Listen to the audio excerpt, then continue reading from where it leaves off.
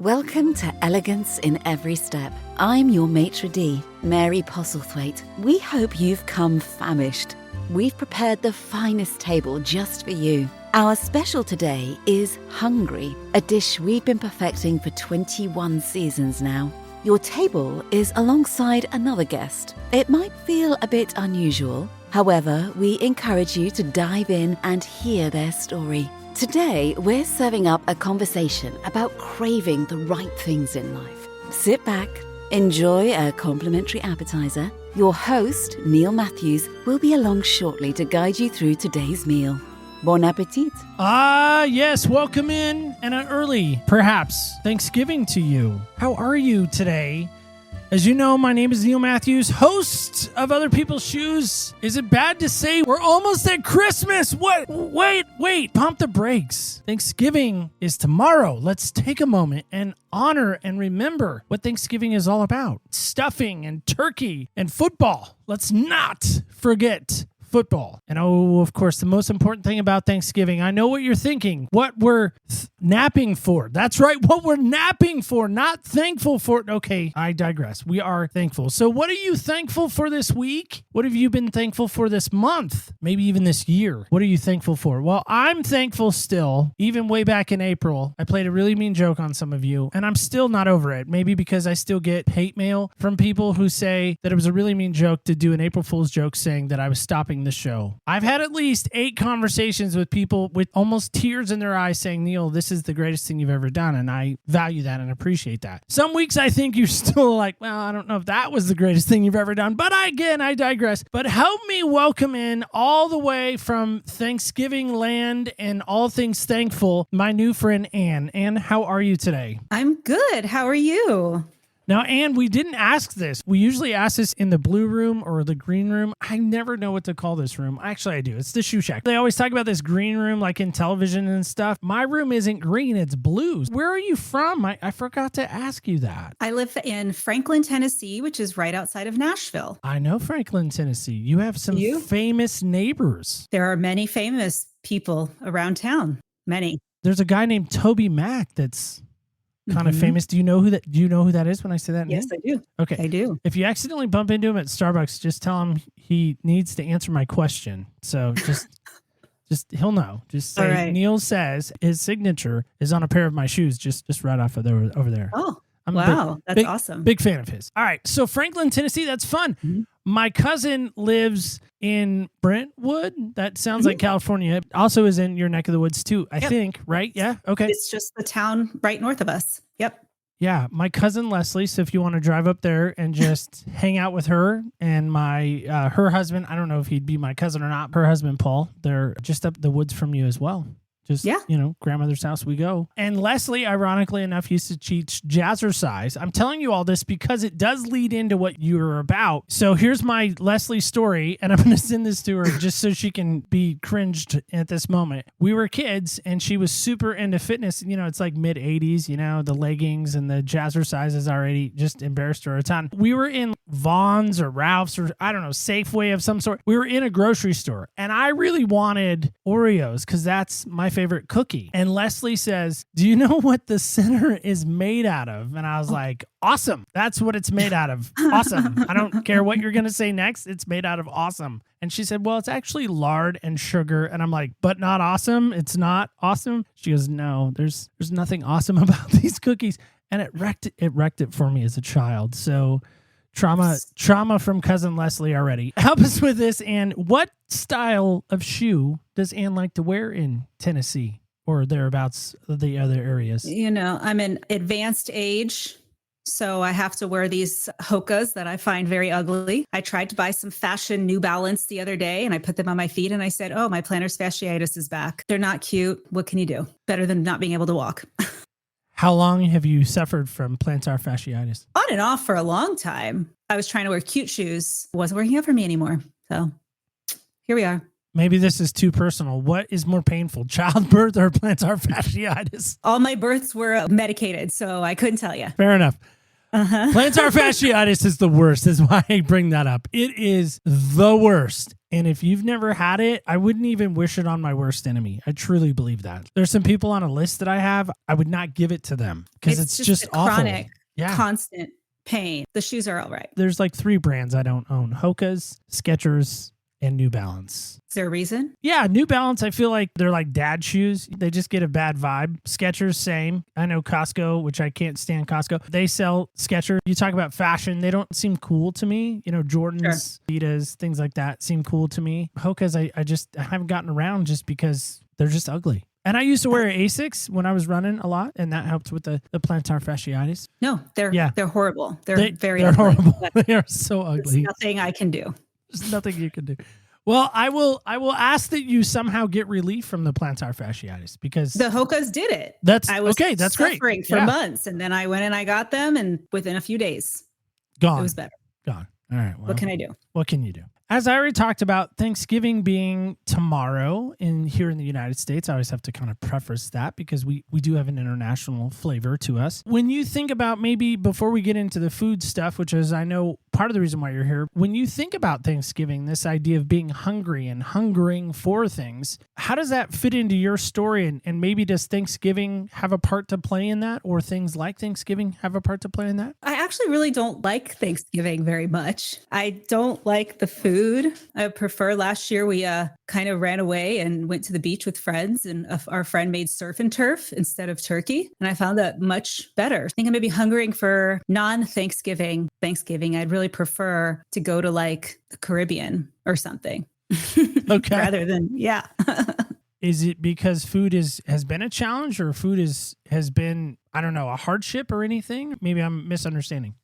No, I just find sitting there and eating and then just sitting around kind of boring. I'm like, if I'm hungering for anything, it's activity and like doing things and finding innovative things to do. The tradition part to me is not very fun. So I'd rather like go somewhere we've never been or spend it somewhere that unexpected. Yeah, I mean, that makes sense. Mm-hmm. The idea of sitting around a table, listening to Aunt JoJo say her little story that she said 1.5 million times that we all know by heart. Like, how many times can we hear that? I like it. Shaking it up, maybe doing a destination. Right. My husband hates traveling the day before Thanksgiving. Well, who does? It's literally like I have to fight every time we go anywhere. Because it's just so chaotic, and that's fun. Well, all right.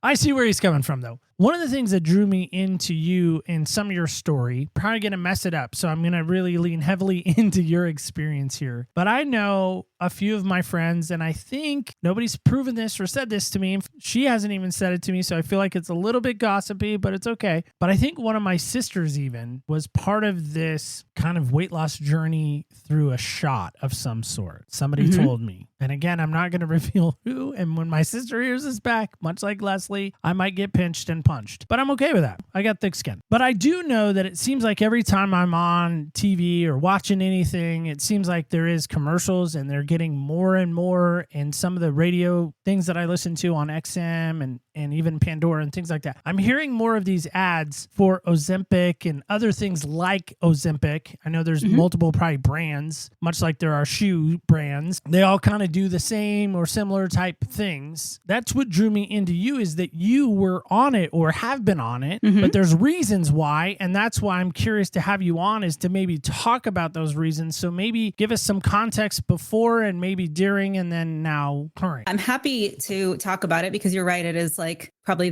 one of the hottest topics in the world right now. I've always kind of had a little bit of a struggle with my weight. I think it was kind of spurred by a Brazilian mother who had very high standards for what people should look like, and who had personally done quite a bit of plastic surgery because that's just a normal thing that people do in Brazil. I became a registered dietitian because my goal was to figure out how to get to the weight that I thought was kind of acceptable. And it was something that I never really figured out. And then I had 2 kids, just kept kind of having a struggle with that. I've never been like really obese. Like I think I passed into obese body mass index, which is how we measure height versus weight, really only after I had the kids and stuff. But it was just like never comfortable for me. I never felt like I was the weight that I should be and that was healthy for me and that kind of stuff. A couple of years ago, I started hearing this buzz around all of my dietitian groups about this thing called Ozempic.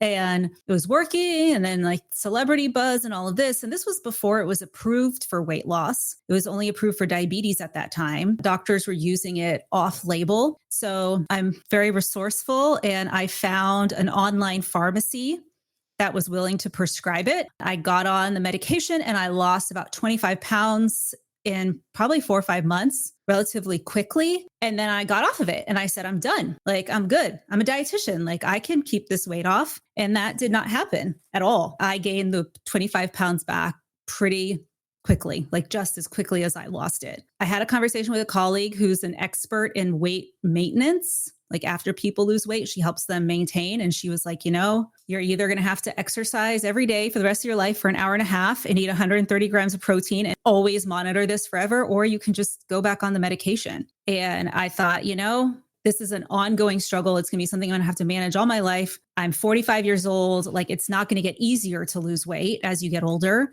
I just accepted that it's just going to be a part of my life. I've lost even more weight since then. And I think I'm kind of like at a good point. It really changed everything for me. I always tell people like they can come take it out of my cold, dead hands because I will never stop taking it. And I actually started a whole new business around it, helping other people, because I saw how much misinformation there was. I saw how much abuse there has been. I saw how people are becoming less healthy with the medication and not more because they think that just not eating is a good idea. And so I started a whole new business, a bunch of resources for people to help them learn how to actually be healthier and manage their nutrition while using the medication, based on my personal experience, but also my profession as a dietitian. Wow. All right. You tipped your age, and I didn't ask. I want to go on the record. I did not ask how old you are, but you said 45. I am 45. Okay. I'm also 45. Oh, look at that. We're samesies. Mm-hmm. When I was in high school, I was maybe 180, maybe. Mm-hmm. That seems still high. I was a rail. I mean, you would look at pictures of me and you would think, does that kid ever eat? And I did, Sure. but I was very active. I ran cross country, I ran track, played a lot of sports, and I never seemed to really gain weight. I loved it, but I was just really skinny. Like, I never really filled out. And then I worked at this stupid restaurant called Quiznos. Maybe you've heard of it. Oh, Yeah, yes. It's been a minute. And it was my first job, real job, like out of high school. And I was a supervisor. With that came the privilege while I was on shift that I could have a meal per shift. And then I became a manager. Then I could eat whatever I want, whenever I wanted, because I was a manager. It didn't matter. Lo and behold, like little by little, I started to kind of fill out more. And now I'm still skinny. Like, my legs are skinny. My arms are relatively skinny. The top half of me is skinny. But then you come down my shirt and it looks like I'm going to be honest. It looks like I'm like 3 months pregnant.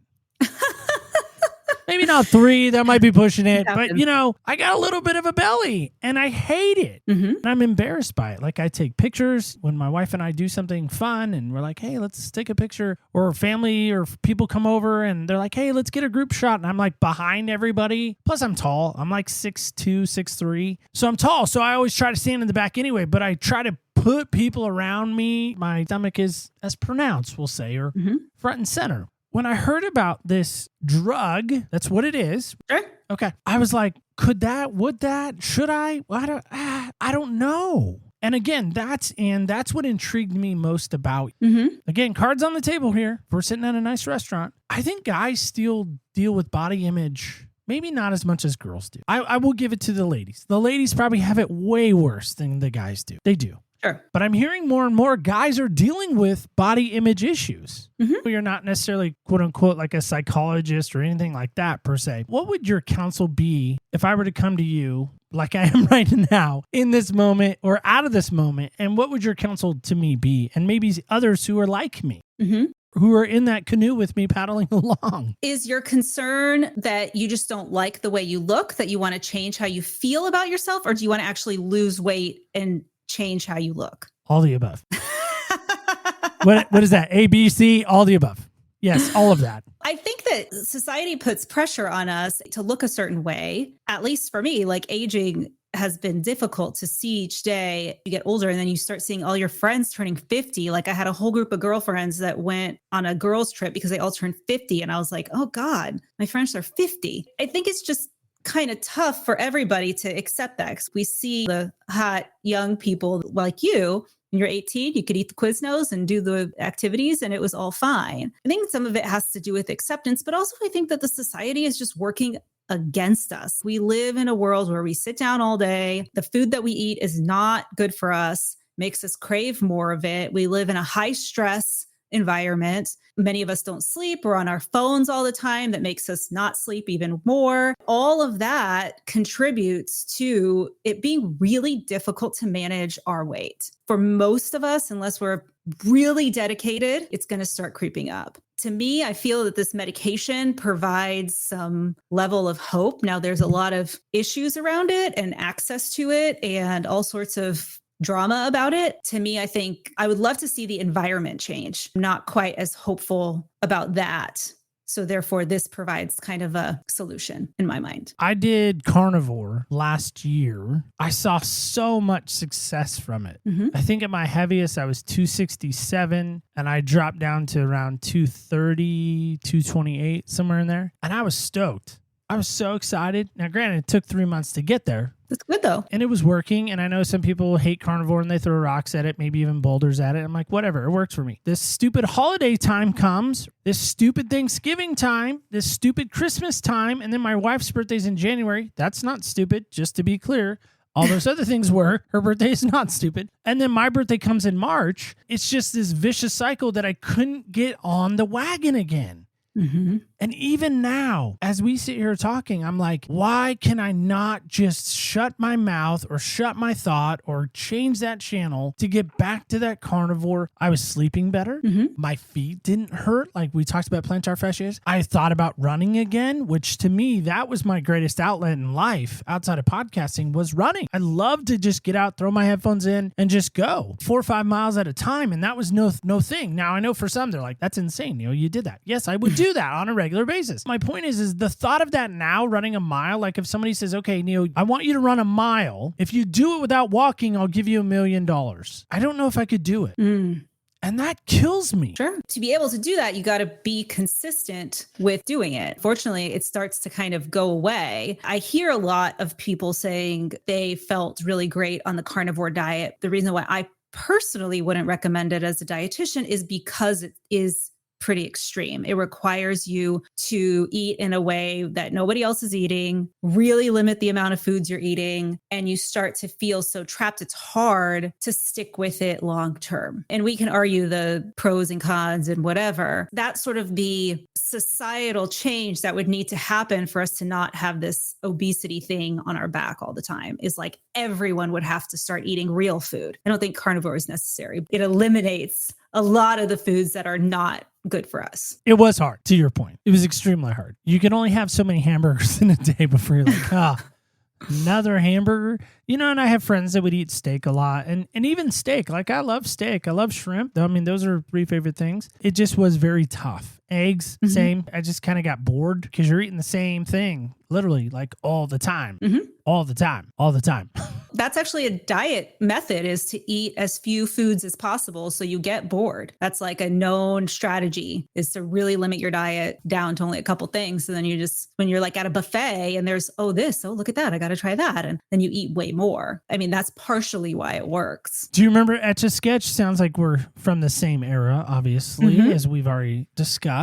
Fix me in a sense. Like, let's Etch-a-Sketch my health. Let's Etch-a-Sketch my food habits. How would you fix me, or what recommendations would you have if I were to come to you and say, hey, here's what I want to do. I have a goal weight that I want to get to. I have some goals that I want to achieve as far as activity wise to be able to maybe do again. What would be your best ideas or resources? Is it to go on the drug, or is it another way? What would you do in that moment? Fresh concrete, wet concrete. You can take it from here. I think it depends on you, because every time I would see a patient, the first thing that I would ask is like, what are some of the things things that have worked in the past and what are some things that haven't. A lot of people come in and they've tried every single diet and they've tried every single thing and they've lost 80 pounds like 5 different times. So a person like that, maybe it is time for the medication because they've done all these things. For somebody like you, if you feel like you haven't exhausted all of those lifestyle changes, or maybe you could adopt a way to eat in a more carnivore type way that isn't quite so extreme, maybe include a few vegetables. I don't want the carnivores to come after me because they can be very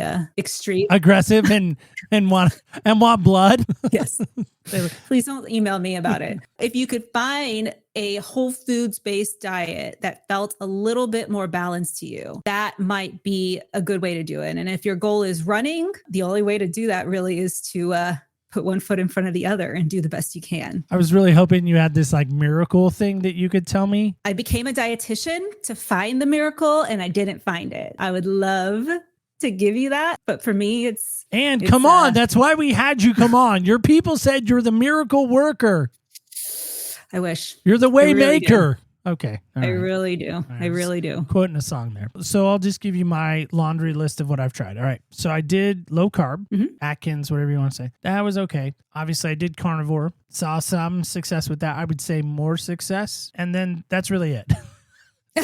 those two. That's all I've tried. I'm not a good moderated eater. I'm not a get up, eat breakfast in the morning kind of person. Like I'll drink coffee. That's about it. I'll drink water throughout the day. And then lunchtime comes, I might eat lunch. Sometimes I might go to my car and take a nap because I love napping. It's so fun. just kind of meditate and nap throughout the day. And then I come home and I'm like starving and I want to eat everything in sight, rummage through the pantry like I'm a grizzly bear in Yellowstone Park, Yogi Bear. Hey, boo-boo. And my wife's like, what are you doing? You don't need a whole bag of chips. I'm like, but I'm hungry. And then I'm angry. And then I want to like T-Rex everything and devour it all. I'm going to be honest in the completely wrong way. Oh, no. You're going to be honest? Don't be honest. Lie to me. Lie to me. It's fine. All of that is wrong. Every bit of it. You are setting yourself up for all of your hunger hormones getting out of control. You're setting yourself up for high cortisol starting your day with coffee. I mean, it's really good that you go and meditate in the car. Like, I think that's actually really good. The way that you avoid eating 4 bags of potato chips at night is by eating a high protein breakfast. I think if you did that, you would find it easier to control all of that uncontrolled hunger. Sorry, that's just the truth. It hurts, though. It's like a Band-Aid being ripped off or hangnail being pulled out of the cuticle. Ouch. If you want to eat chips and all that stuff, like eat it all for breakfast. Like eat as much of it as you can for breakfast. Then probably shouldn't have coffee at night, but you know what I'm saying? That should be your smaller meal.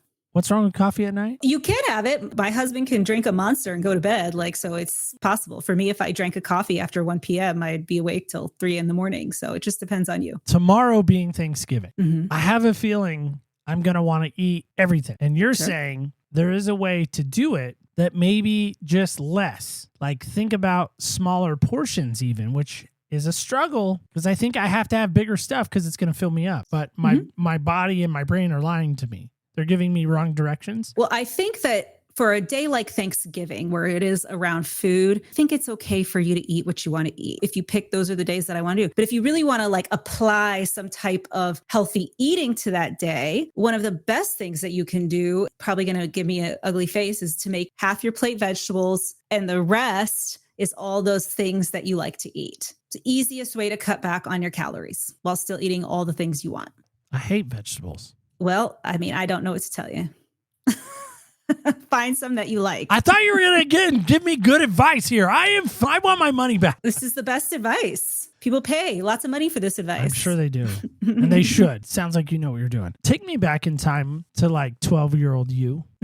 If you were to give yourself, again, back in time, 4 words, help that 12-year-old you, what 4 words would they be? I don't know. I was a pretty happy 12-year-old. Okay. Yeah. I can't really, say maybe put money in the stock market. Apple, Amazon.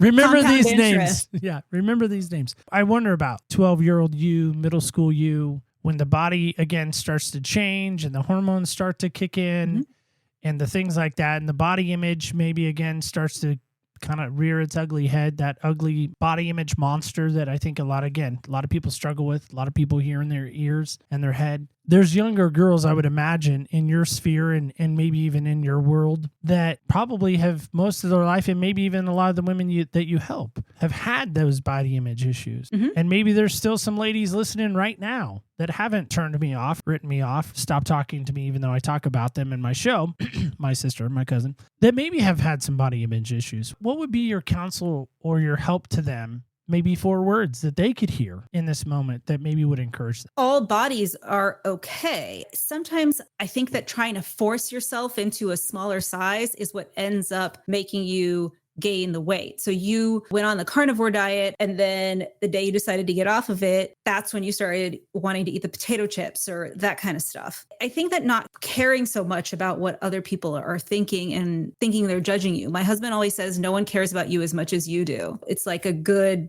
reminder. Do you believe him when he says that? Yeah, no, I know that they don't, but I know that I care. I care a lot about how I show up and what I look like. Well, that's what I'm asking. Do you believe your husband when he says that to you? I believe that other people don't care about me as much as I do. Yes, I absolutely do. All right, just checking. Yes. All right. Yeah. Because the whole idea for me is, again, I think we've been tricked or hoodwinked as a society that we prop these people up, celebrities or whoever's influencers, seems to be the thing on social media now. We all need to look like this. We all have to be like this. We all need this. And the reality of it sounds like what you're saying is kind of counter to that. How did you get to that point where you kind of could ignore that noise or kind of shove it aside and say, well, that's them. I'm going to run in my own lane? I think for me, I still struggle with that, but it's not really body image related. I think that the desire to be a certain weight really came from my mother's voice because I had never noticed it until she started talking about it. To me, like, I don't know if I would have even gone down that path of being a dietitian if she hadn't always been talking about, why did you gain weight? Why did this? Now it's a little bit different because, at least for me, my focus is always my career. And so I feel like people are judging what I'm doing career-wise much more than like what I look like, that kind of thing. I also think at the end of the day, nobody else cares but me. I just want to be on top of my career-wise. Okay, that's fascinating to me. Why do you think people would judge your career? I don't think that they judge the careers. I feel insecurities come from, I see this person getting that opportunity. I see that person getting this opportunity, and I want all of that. So it's more like I want to be the one getting all the things, and I feel envious, maybe. I don't know if they're judging. They don't care what I'm doing. I want to be on top. Where does that come from? Probably my mother again. She seems like a real sweet lady, by the way. She passed away when I was pregnant with my first son. She was in a lot of pain and she had cancer and she was suffering a lot. And there was, to some extent, that was a blessing because of that. But I don't know if I could handle her being around and criticizing my mothering at all. You know, if she had stuck around to, like, she probably would have taken at him and been like, you aren't doing this right. That's tough because, again, when I think of a mother, like if I was going to write a job description for a mother, one of the things I would put on the list that they have to be able to do is be a nurturer. Mm-hmm. So in light of how your mom did or didn't do, how has that affected you as a mom and how you parent? I think about that a lot, but I see myself being demanding. My husband is some kind of magical genius. Older son is like that. And so I get so mad if he doesn't get 100% on the spelling test because I know that he can. I do hear still her saying, like, what does a 3rd grade spelling test really matter in life? But to me, if I feel like he's not doing things to the level that I know he can, I still feel like I need to push him. Probably something I could work on. There's this amazing quote that has always resonated with me, but it haunts at the same time. It resonates. It's hard to read. It's hard to say even. And the quote is this: to give anything less than your best is to sacrifice the gift. Mm-hmm. Have you heard that? Mm-hmm. Okay. It's by Steve Prefontaine. He's a runner in Oregon. When you hear that and you maybe read that or came across that, what came to mind for you? I think that that's true. I have certain abilities to teach other people, to help other people, to educate other people, and the world deserves that. I hope I instill it in him too. He's a 9-year-old, so he kind of has that I'd rather play Fortnite streak, but I know he can. But I mean, do you hope that he views you as the nurturer, as the loving mom? I hope that we can have like a good relationship. I hope that he doesn't feel as judged by me. And to some extent, like, she gave me like my drive. She gave me my desire to do all these things and all this stuff that I've accomplished. There's pros and cons. I don't think I'm like a lovey-dovey mother. Yeah, I'm obviously here. I take care of them and I make sure they have the things that they need and all of that. But like at least the way that I see parenting is my job is not to be their friend. It's to be sort of a stand-in for the society and what they're going to face out in the world and make sure that they're like good citizens of the world. Whether they like that or not, in the end, I can't say. I feel like we're all just kind of doing the best we can. Yeah, no, we are. Absolutely. My 17-year-old's on a plane out to you right now. So just fix her and send her back. There's a return address label attached to her shirt. Yeah, it's fine. I wonder about all that with your mom and the drive and the constant, are you going to be good enough? It seems like maybe that's kind of a replayed song in your head from time to time. I would imagine that track maybe gets played a time or two. How that's helped you again in reprogramming or maybe recorrecting or remalforming. I mean, it sounds like some ladies come to you that are kind of malformed in some respects in their thinking, in their processes. What has been the most rewarding part for you in your work and what you've been a part of? For me, part of my work before I started this new GLP-1 community that I launched, the last 9 years, I've actually run a community of 8,000 dietitians where I have taught them how to be freelance writers and find ways to, what I say, get out of the hospital basement, because a lot of dietitians work in the hospital basement where there's no windows. That's really been the most rewarding thing, is that I've shown them each step of my journey as I grew my business. I used to have a very large multi-six-figure writing business until a robot showed up and kind of destroyed all of that in the last year or two. To see so many of them be so successful with the skills that I taught them, that has been the most rewarding thing. And now it's like, I started the group for myself. I wanted to connect with other dietitians who were writers because I wanted to be a writer. And in that journey, I don't think any dietitians knew that they could be writers before I started. And I opened up this whole new wing of our profession because of what I did. So, and never giving up and sharing each moment and each struggle and each success with them. And I think that that's been the most rewarding part for me. Are you referring to the chat GTP perhaps? Mm-hmm. Not a fan. Not a fan. I use it a lot. We're going to Europe next week, and I've had many conversations with it about what the best way to get from the airport to the hotel was in Paris. You know, what should I do in Copenhagen with children? Like, we had so many conversations, and there's a lot of great things for it. I couldn't keep up with the amount of work that I had on my way very much to like $1 million plus writing business, and just not disappeared. I still have enough clients for myself. I don't have enough clients for the team of 10 that I used to have. Well, for me, it helps immensely because I'm not a great writer, and I struggled in school with writing and dyslexia and stuff like that. And so to me, it's been tremendous, especially when I can hear it back and I'm like, ooh, say that better this way. I would talk this way, because I can talk better than I can write, which I know is weird to some, but that's how my brain works. Not necessarily a fan, but I do like it. There's a lot of things that I like about it too. The way I see it is, like I said, there's a lot of good things to use it for. I use it every single day. We even pay for the $200 a month version of it because my husband loves it that much. But I just feel like these guys need to go watch some of these old movies about what the end game is here. Terminator, The Matrix, any of those would work. To me, the chat and things of technology and things of medicine are kind of in that same kind of fighting for pole position in our lives. The chat makes my job on a weekly basis a lot easier. It's made emails a lot cleaner. I don't have guests or potential guests writing back to me going, gosh, Neil, I have no idea what you're saying. That's embarrassing for me as a host, by the way. I had to write a letter to my wife once, and my wife's like, wow, this is really sweet. Too bad you didn't write it. I'm like, no, I did. She's like, no, you didn't. It seemed to make things a little easier for us. Now, again, I'm going to push on it. I don't know if we're friends yet, so maybe we can't use the word friend yet, or maybe acquaintances. The chat helps people do something that they've struggled with for a long time. The shot drug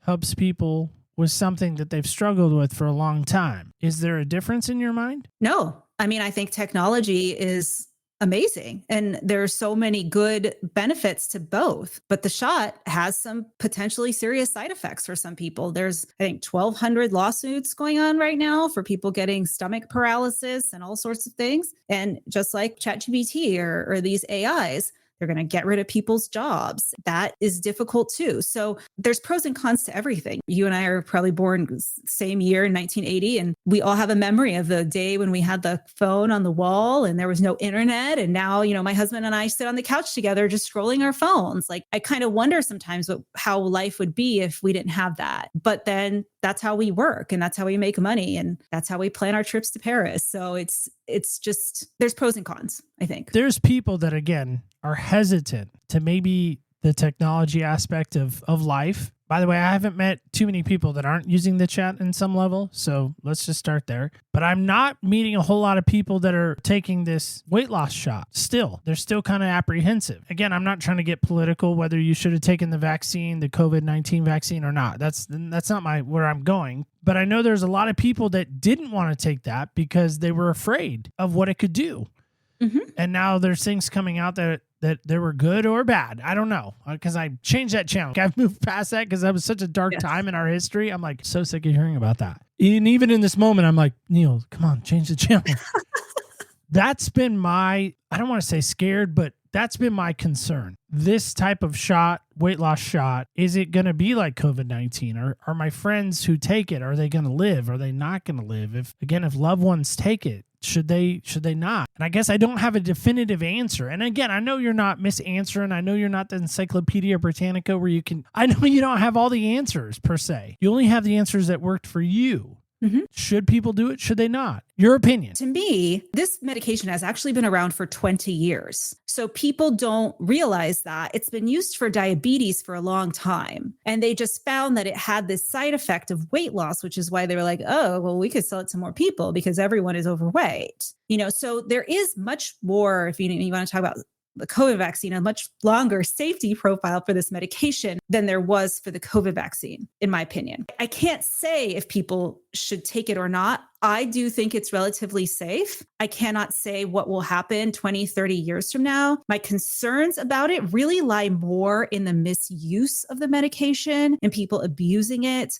There's oral medications coming down the pipeline soon, and I just can't imagine the dealing that's going to go on. I mean, people deal prescription medications all the time. From what I've read about some of the lawsuits about stomach paralysis, they have to do with people like doubling up on the amount they're taking or not doing it correctly. So there's pros and cons. And I can't say this is the shot and the answer for everybody. And I know for 100% certainty when I am 80, I am not going to turn into a zombie. Like, I can't say that. To me, I felt like it was safe enough and had a history enough to where I did feel that it was safe. Now, I don't like that I will probably have to take it forever. And that stresses me out because of all of the insurance issues and the coverage issues and this and that with it. So that makes me a little bit anxious. There's no right or wrong way. So I think a good maybe counsel perhaps could be talk to your physician, talk to a healthcare person that you trust. Not that Anna's not a good person. You seem like a very nice person.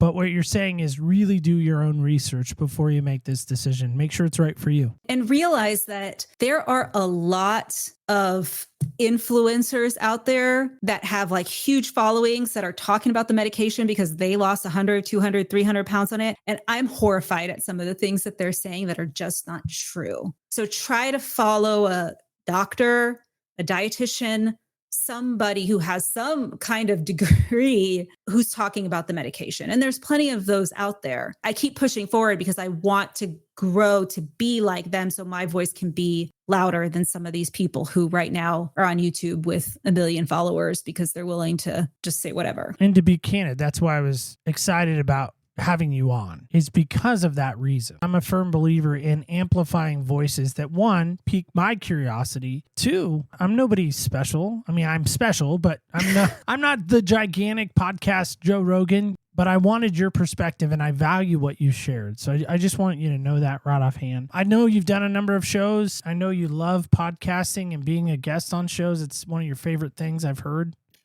right?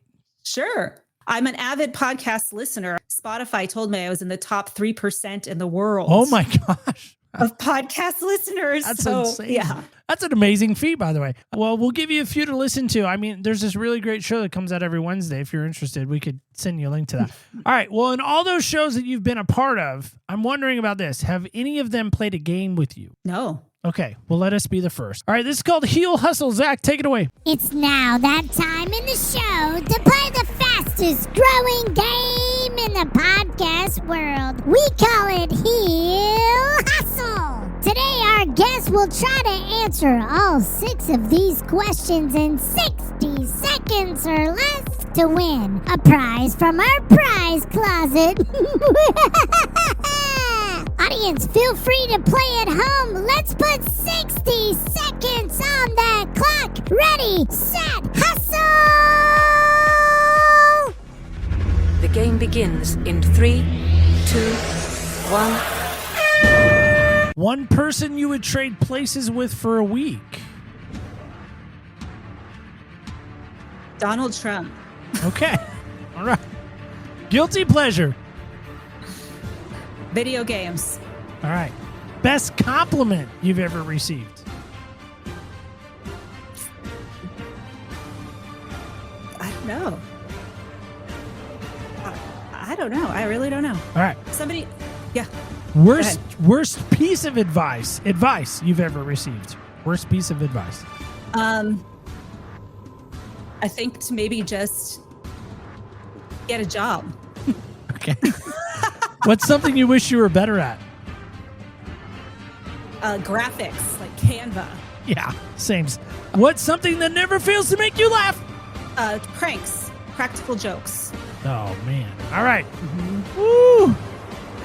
Just under the wire. Yes. Nice job. Well done. And thanks so much for coming on today. Thank you for taking time away from your family and your boys and your Fortnite and your video game playing, all the things that make up you get to be a part of. Thanks for giving us some moments today. I really appreciate that. Thanks so much. Yeah, no problem. Thank you.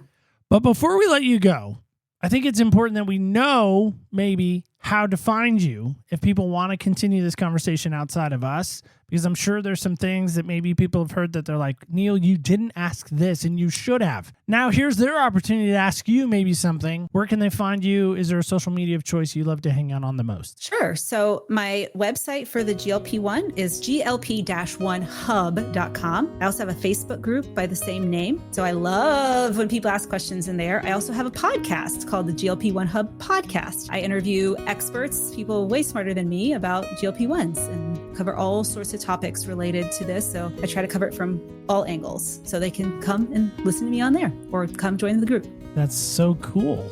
A fellow podcaster. That's fun. Thanks so much again for hanging out with us today. I really appreciate all that you gave and all that you shared. All right, guys and gals, kids and campers alike. I know, stop crying. It's over. It's sad. I know tomorrow's Thanksgiving. What are you thankful for? What are you not?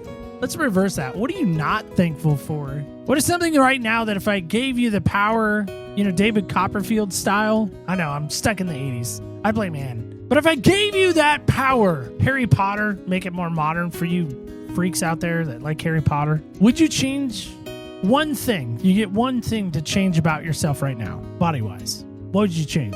I have a feeling my sister, I want to be taller. Maybe you want blue eyes instead of hazel eyes. Maybe you want to get rid of that stubborn fill in that blank.